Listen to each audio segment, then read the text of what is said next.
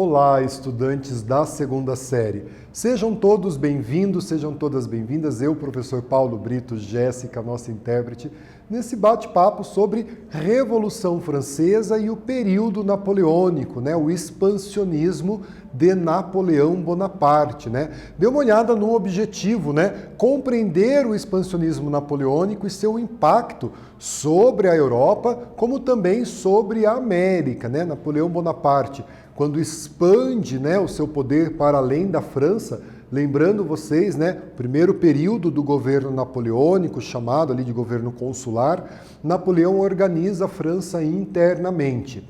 Faz um plebiscito, assume a partir de 1804 o poder na França como imperador e canaliza o seu furor revolucionário para as campanhas externas. E é sobre esse expansionismo napoleônico que nós vamos discutir, como que Napoleão expande os seus domínios para além da França. Então aqui, pessoal, você lembra qual grupo social foi mais beneficiado no governo napoleônico? E a partir dessa imagem, que maneira que Napoleão foi representado na arte? Então, o grupo social que teve mais prestígio durante o governo de Napoleão Bonaparte foi a alta burguesia, que nós chamamos de girondinos, os banqueiros, comerciantes, grandes industriais. Napoleão Bonaparte, quando assume o poder a partir do golpe do 18 Brumário, em novembro de 1799, ele representa os interesses da alta burguesia girondina, um dos grupos sociais que compunham o terceiro Estado durante a Revolução Francesa. E nas artes, como a gente acabou de ver, Napoleão era representado como um grande líder militar e político, com uma figura imponente e forte. Então a representação de Napoleão nas artes como esse grande líder militar, Então aqui em 1808, o rei de Portugal, Dom João VI, representado aqui para vocês, transferiu a sede do Império Português para o Brasil, E isso tem um fato, que a gente relaciona a vinda da família real para o Brasil no ano de 1808 com o expansionismo de Napoleão Bonaparte. Napoleão pressiona a coroa portuguesa e uma das alternativas que a coroa portuguesa encontra é a transferência da corte para o Brasil no ano de 1808, E aqui, para a gente contextualizar, trago essa manchete para você, como funciona o embargo a Cuba, Cuba, que sofre embargo econômico, principalmente dos Estados Unidos, aplicado desde 1962. O embargo econômico foi uma estratégia que Napoleão Bonaparte vai usar contra a Inglaterra, E a gente vai discutir esse embargo econômico de Napoleão lá no início do século XIX e a gente faz aí esse contexto, com o embargo que Cuba sofre dos Estados Unidos, Embargos ou bloqueio econômico de um país sobre o outro não é uma novidade. Atualmente os Estados Unidos ainda impõem o embargo econômico a Cuba, Quando Cuba faz a sua revolução, se assume como um país socialista, sofre, portanto, esse embargo econômico dos Estados Unidos desde a década de 60. Então isso não é uma estratégia nova, A gente acabou de dizer que Napoleão Bonaparte vai utilizar a estratégia do embargo econômico para tentar sufocar a economia inglesa, Então aqui, a paz através da guerra. Napoleão Bonaparte ele vai se preocupar em trazer a paz para a França contra as grandes monarquias absolutistas, que temiam a divulgação das ideias iluministas. Então ele se propõe a essa guerra contra essas monarquias absolutistas, como por exemplo a Prússia, posteriormente vai dar origem à Alemanha, à Áustria e à Rússia. Já a Inglaterra, a toda poderosa Inglaterra, país da Revolução Industrial, temia o desenvolvimento industrial da França e, por esse motivo, participa das alianças contra a França. Então vejam que Napoleão Bonaparte tem aí inimigos por quase toda a Europa, as monarquias absolutistas, da qual ele também vai combater, trago aqui quais elas, e a Inglaterra, que temia esse desenvolvimento industrial francês, essa competitividade da França no mercado internacional, em busca de matéria-prima, mão de obra, mercado consumidores, espaços territoriais. Portanto, a Inglaterra se alia a esses inimigos da França, Prússia, Áustria e Rússia, Rússia para tentar diminuir o poder e a influência que Napoleão Bonaparte exercia e está expandindo sobre a Europa, né? Então essa questão aqui.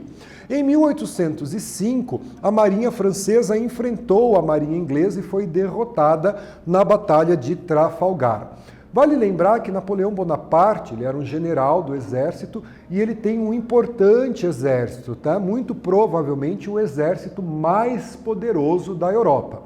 Em contrapartida, a Inglaterra, por questões geopolíticas, por questões geográficas, ela não vai ter um exército tão poderoso como o exército de Napoleão Bonaparte.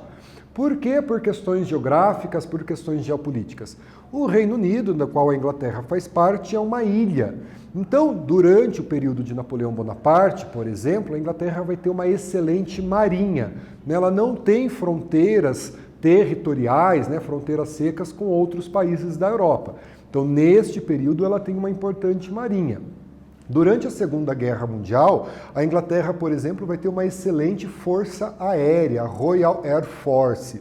Não vai ter um excelente exército como o de Hitler, mas tem uma excelente força aérea.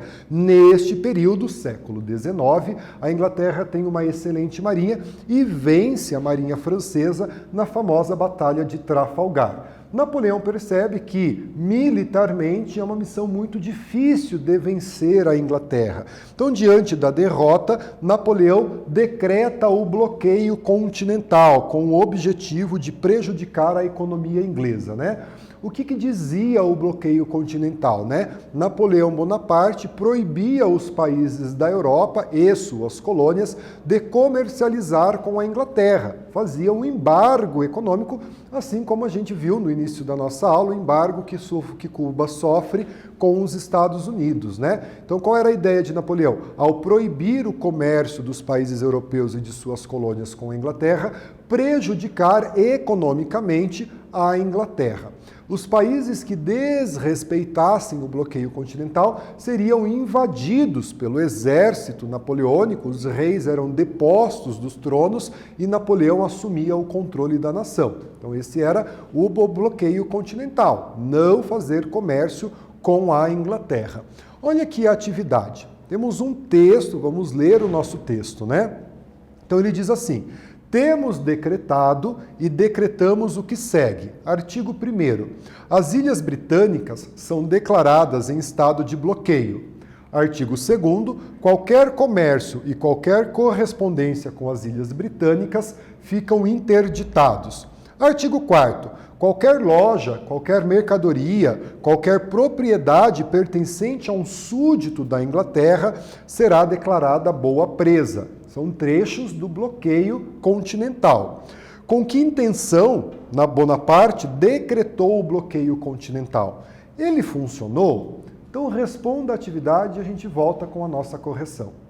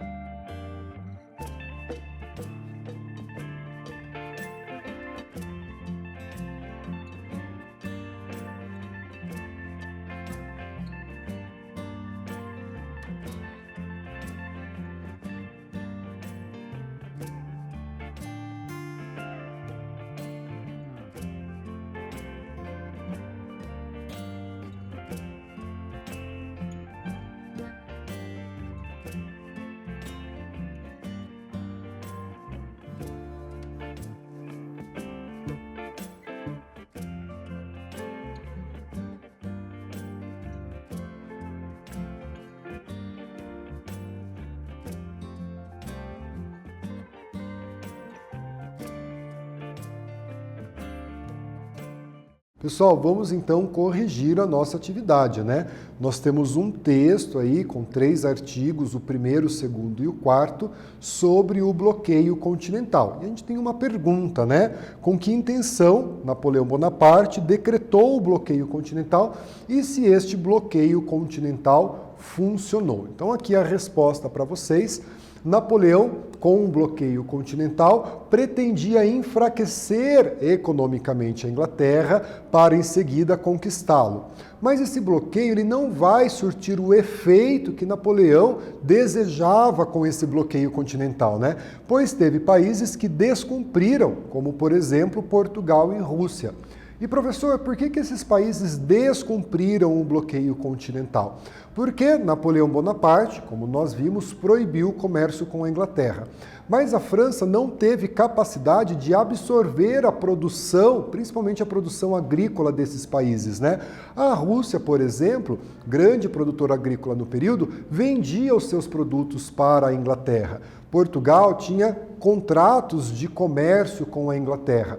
E a França proibiu o comércio dos países europeus com a Inglaterra, mas não conseguiu absorver esse comércio, né? Então, devido ao excedente de produção agrícola na Rússia, por exemplo, e a necessidade de comercializar, a Rússia fura o bloqueio continental. Portugal fura o bloqueio continental, outros países da Europa fura o bloqueio continental, mesmo com a possibilidade de sofrer as consequências, como por exemplo a invasão territorial, né, a deposição das monarquias dos seus países, uma vez que eles tiveram então que burlar, né, essa determinação de Napoleão Bonaparte. Então, diante disso, né, Napoleão Bonaparte, o exército napoleônico, vence os inimigos mais numerosos e mais bem armados. Então, como eu disse a vocês, o exército de Napoleão Bonaparte ele era o mais poderoso da Europa, né? Em pouco tempo, Napoleão vai derrotar os seus inimigos, com exceção da Inglaterra. Então ele invade a Espanha, vai invadir outros países e conquista esses países, anexa esses territórios ao Império Francês, ao Império Napoleônico, mas continua ainda sem vencer a Inglaterra, né? Não conseguia então derrotar a Inglaterra. Dentro desse contexto todo, Napoleão invade a Península Ibérica. Por Península Ibérica, é um termo da história que nós precisamos, né, nos apropriar, Portugal e Espanha. Península Ibérica, Portugal e Espanha. Em 1807, diante das negativas de Dom João VI, príncipe regente de Portugal, filho de Dona Maria, né? Era a rainha de Portugal, casado com Carlota Joaquina. Então, diante das negativas de Dom João VI em romper os acordos comerciais com a Inglaterra, Napoleão Bonaparte, que já havia invadido a Espanha, destronado o rei espanhol e colocado seu irmão, irmão de Napoleão Bonaparte, no comando do rei espanhol, ele então determina a invasão a Portugal. Qual é a consequência dessa expansão napoleônica para Portugal e também para o Brasil, né? A família real, Dona Maria, rainha de Portugal, Dom João VI, príncipe regente, Carlota Joaquina, e a corte portuguesa foi então, né, eles decidiram vir para o Brasil, eles transferiram a sede do Império Português para a cidade do Rio de Janeiro, chegando aqui no ano de 1808. Então houve a transferência da corte portuguesa, da família real portuguesa, para o Rio de Janeiro em 1808, a transferência da sede do Império Português. Isso, claro, tem uma relação, obviamente, com a história do Brasil e com as transformações que o Brasil passa no início do século XIX, uma vez que a corte, os nobres, né, vieram milhares de pessoas para o Brasil, estão aqui. Então nós vamos precisar alterar as nossas estruturas para atender, né, a corte, a nobreza e que agora também a sede do Império Português é aqui no Brasil. Olha a importância, né, da vinda da família real para o Brasil e olha a relação que a gente faz da expansão napoleônica na Europa com a história do Brasil, né? Eles vieram em 1808 para o Brasil, né, 14 anos depois da chegada da família real para o Brasil. Nós vamos passar por um processo de independência em 1822, mas isso é aula para a gente ainda discutir a vinda da família real e a independência do Brasil. Aqui a gente tem uma atividade, né? Então olha aqui, observe a imagem com atenção, então a gente tem uma charge e responda. Quem são os personagens representados e o que esses personagens estão fazendo? Responda a sua atividade, a gente já faz a correção.